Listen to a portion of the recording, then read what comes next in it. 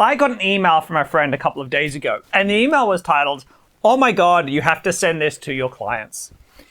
Now, I need to tell you, my friend is almost 50 years old, and he is out of touch with modern pop culture, and he's kind of out of touch with computers and stuff, which probably tells you why he contacted me by email rather than Messenger or something else. But anyway, what he emailed me was a video called The Hot Crazy Matrix. Now, most of you are probably familiar with the Hot Crazy Matrix, and if you're not, you're probably out of contact with pop culture of the last 10 years, or you're young, you're 18, 19 years old guy, and this maybe missed you, because the Hot Crazy Matrix, I think, came out about 5 years ago.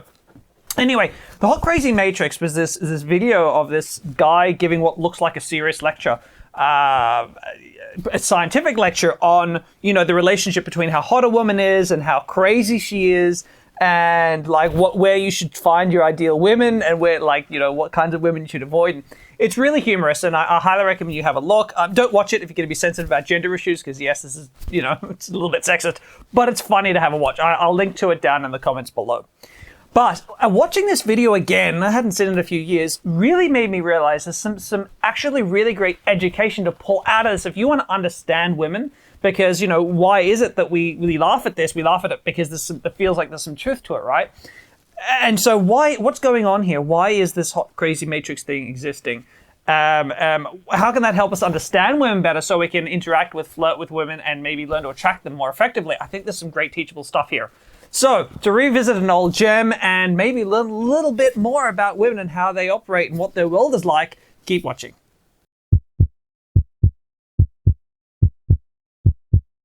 So the Hot Crazy Matrix sort of opens up with the presenter drawing a graph on the board, and I'll put up a picture in a second. And he says in the graph, in the bottom, we've got her attractiveness from a scale of 0 to 10, because after all, that's how we rate women. And then he says on the vertical axis, we've got the crazy rating, and now we all know there's no such thing as a woman with a crazy level below 4. So we'll start the graph at 4, and then it goes to 10.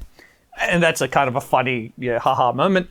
And it's haha because so many guys, I don't know a man who's dated a woman who hasn't felt like she's insane at times, right? Who's a little bit crazy from time to time. And so every guy watches, they go, haha, that's so true. Now, I think something that's a teachable thing, it's not the major teachable thing, but I think there's something interesting here. That is actually far more indicative of the fact that men from a very early age, we are taught to mask emotions. So what we're taught to do is bury our emotions and focus on the rational. We use our head, not our heart, when we're thinking about, especially more mundane day-to-day things that aren't too serious. Every man's capable of getting very emotional, even if that's just anger. But the fact is that we're taught to mask the simpler stuff. And so when a lot of men date women, especially in the early days when they're younger men, and they're still doing a lot of emotional masking, because men tend to get better at it later on. But what happens is they date a woman who gets weirdly emotional about small things. And to anyone who's completely locked in their heads, in the logical stuff, anything emotional is very irrational and very, very hard to understand. And so to us, it appears crazy. And so actually there's a lot to be said about that. I think more about men than about women, that we suffer later on for not being able to connect with our irrationalities, our small emotional irrationality stuff as men, by burying it instead of dealing with it and processing it. We're often given a big disservice later on in life, which is, I believe, also an indicator of why men have much higher suicide rates and things like that as well. Why is there so much depression with young men? Is because they mask their emotions and try to be super logical, and those emotions sit there and fester, whereas women don't do that. So that's the first thing. And don't worry, this video is not going to be all about how amazing women are and how guys are all flawed. That's not what this video is about. It's just there's an interesting little nugget there, something to think about. Then he goes on, and really this is the crux of this crazy Hot Matrix, where he draws a line. Again, I'll show you another picture, and he basically says, this is roughly how women are, below this line, this is, as they get hotter, they get crazier, as they get less attractive, they get less crazy, and this is roughly how women are distributed. And it's off this assumption that this whole video is made, right? That women the hotter they get, the more crazy they get. But why is this? And I think this is really where there's a lot of education here. We're taking a funny video, but me saying, hey, there's some truth to this. Why is there truth to this? And what can we learn? Because there's something big here that was massive for me, and I want to cover this in this video. Why? Why are hotter women more crazy? On average, why does that feel true to us? Well, let me start by saying, all right, picture a guy. And we've all known this guy before. And this guy is obsessed with his muscles, right? He works out 6-7 days a week. He eats perfect food. Is all about training, running, keto diet, this. He's obsessed. Everything to do with like his physical body and how he looks, he's obsessed with it. How emotionally healthy is that man? What drives this obsession? Okay. Now, this isn't, of course, every guy who works hard in his body. This is just a generalization. But most of us have known this guy, right? Or we've seen this guy around.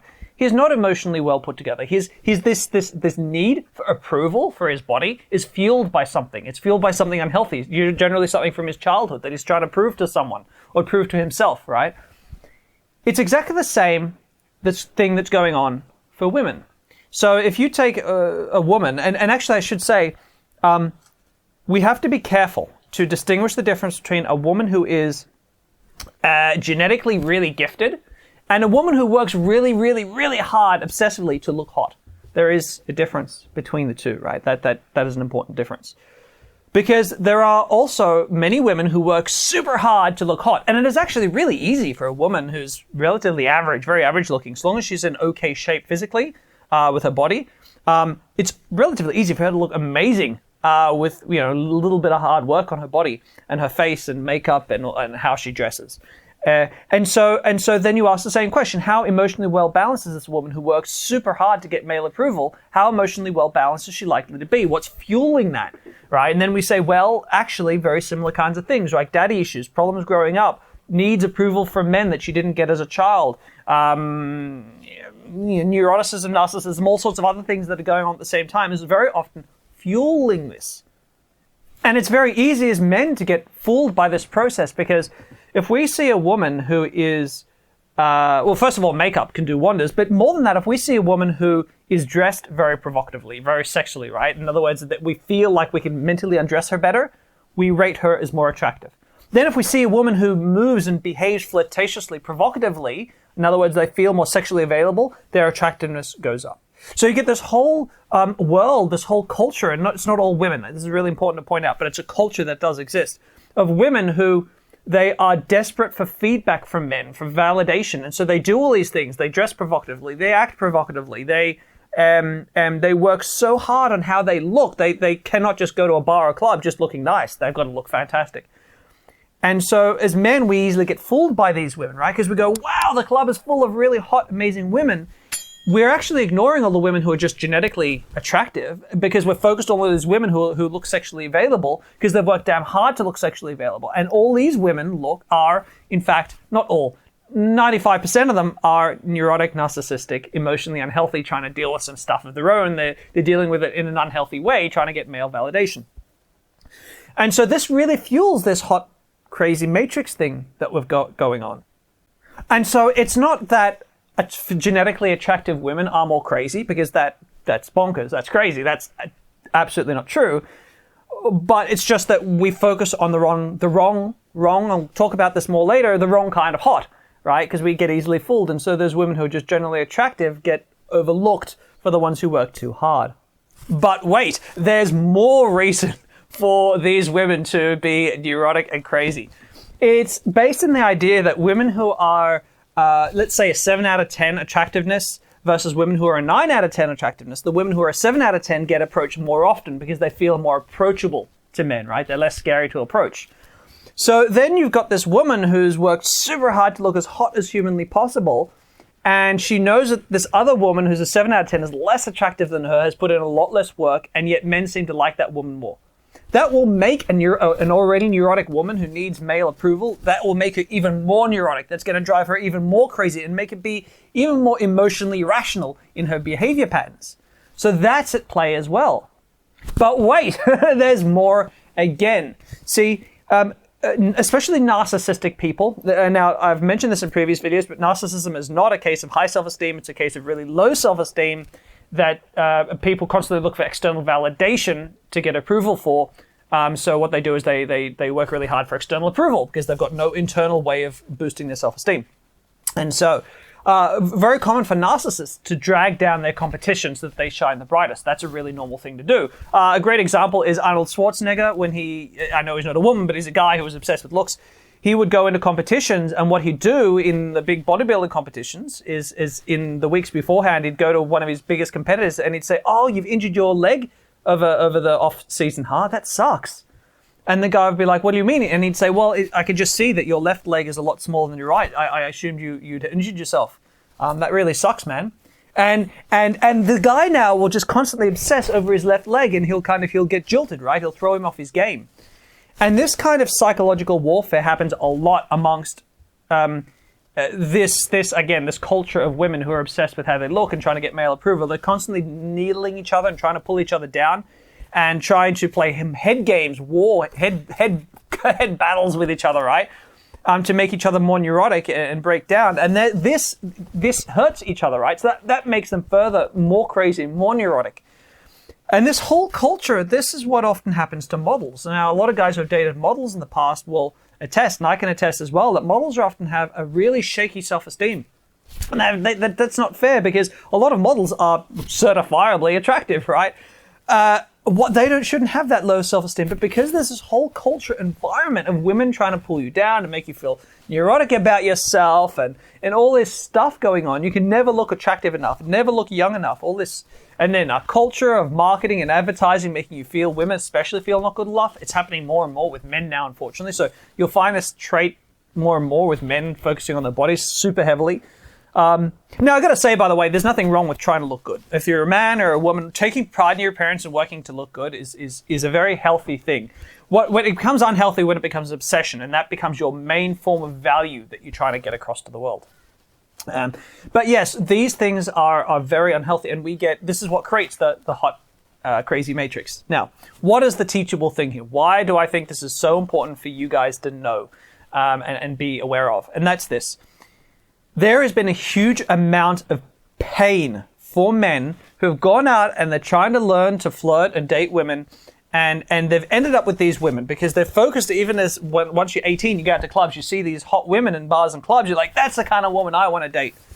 But most of them are emotionally damaged. They've got stuff going on that hasn't been resolved and dealt with. And to date someone like that, even if it's for like a few months, can seriously damage you. It can create a lot of pain and a lot of trouble, because these are the women who are the most women, any woman who's relative, I don't mean like super well put together, but just an average woman, emotionally speaking, is generally cares about what a man's going through, a man's mental space. She's quite self-aware, and she's generally more emotionally mature than a guy, and so she's good at helping a guy to open up and deal with his emotions, all this kind of stuff. That's fantastic. But these women do the opposite, right? They attack men where they're most insecure. They needle guys to try to manipulate them, because that's all they know about the world around them, is how to manipulate the people around them. That's what we do when we're neurotic and narcissistic and emotionally unhappy. And so it's very dangerous for guys to date women like this. And it's hard for a lot of guys to let go of that. She's not attractive. She's actually a neurotic, more average neurotic woman who's actually worked super hard to look attractive, right? And separating that out from women who are genetically just attractive women but aren't obsessed with their looks, right? Who have other things going for them, right? So women who are attractive genetically don't waste hours of their life trying to look as perfect as possible, but also are well aware that they're intelligent. They also have very healthy self-esteem and all this other stuff. These are the women you should be dating. And making that shift, that mental shift, as hard as that can be, will seriously improve your quality of life for your entire life. I mean, we've all known guys who have dated married these women, and how horrendously these women have torn these guys' lives apart because these women were in such horrible spaces mentally to begin with. So yeah, I think that's a really big learning thing, is that you need to find the women who are well put together emotionally and not focus on the unhealthy emotional ones just because they look superficially attractive. Especially if you're going to be in a long-term relationship, look, if it's just for something casual, fine. But if it's for anything medium to long-term, you've got to learn to avoid that category of human beings. Just like any woman I'd meet, I'd say, hey, be really wary of guys who are obsessed with their looks, who are obsessed with the gym. I don't need to give that advice out so often, because guess what? Women are already wary of those guys on average, except for the neurotic ones who are obsessed with looks. So yeah, that's my education for today. I hope you found that interesting. I hope that there's something of value there, because that was huge for me in my own developmental period as a guy to learn to avoid those women like the plague. Something else I want to mention too. Understanding yourself and your own emotional strengths and weaknesses as a man is a massive part of attracting higher quality women into your lives. And I have an online dating personality test where I look at 16 different aspects of your personality, 16 different spectra. And based on these, you can really learn what are your strengths and what are your weaknesses, what are the parts of you that you need to work on, where are you most likely to come undone with women and attraction, what women are going to find the most attractive and the least attractive things about you. And that can be hugely, hugely beneficial to any man trying to better himself and learn how to be more attractive to women. I highly recommend you check it out. It's free. You can check it out on the link up here or down in the comments below as well. As always, guys, if you've liked this video, definitely please give me a thumbs up and subscribe to my channel. And as always, check out some of my other videos, because if you like this one, odds are you're probably going to like some of those as well. As always, guys, stay safe during the coronavirus period, and I look forward to seeing you in my future videos.